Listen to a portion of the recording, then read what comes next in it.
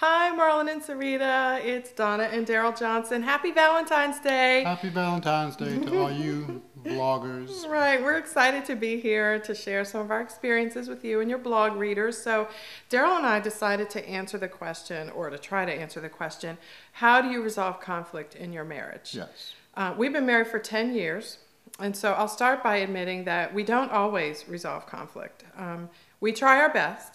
But, sometimes we just don't do a really good job of it. But here's what we try, at least from my perspective. The first thing I try to do is to pick my battles.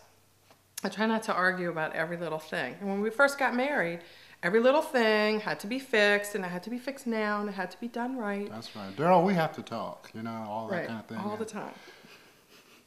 We tried that, and it worked sometimes it did not. So, Most times it didn't. moderation. But go ahead, I'm sorry. That's good. So moderation, every little thing, you can't fix every little thing.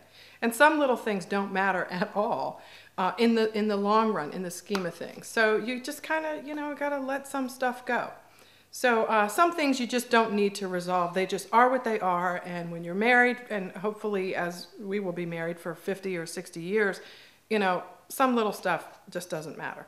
But when it comes to stuff that does matter, what do? I mean, I don't think we really have a program, but... No, we don't. It's kind of developed over the years as far as from my perspective. I sometimes go into my space and calm down if I get upset with having a conflict. So then I can be more rational when I come and communicate to her, come to her with love is what I found out what works best. Don't come in anger, because that's just going to escalate the problem. You're not going to get anything accomplished. So for me anyway, I have to just calm down and then think about the big picture, think about her feelings and how she sees the problem, not only from my perspective. And then once I start a dialogue with her, pretty much that works as far as conversation and talking it out. And if that doesn't work, I just agree with her and everything is fine.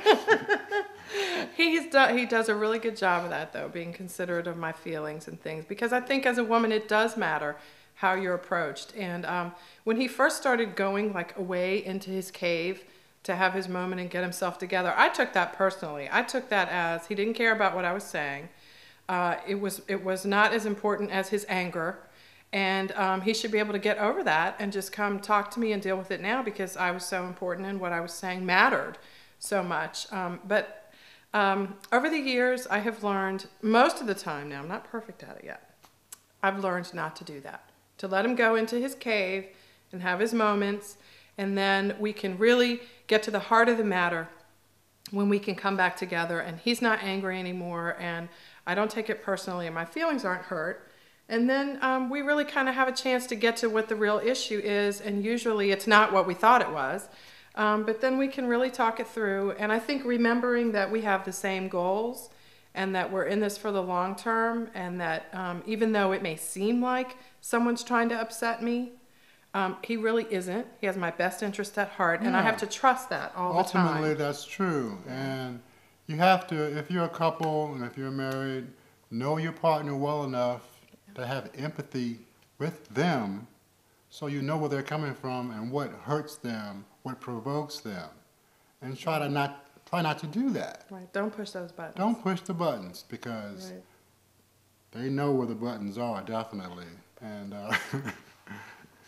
so don't do that. Okay. So do this instead. No, give me a little. Happy Valentine's Day. Bye-bye. Bye.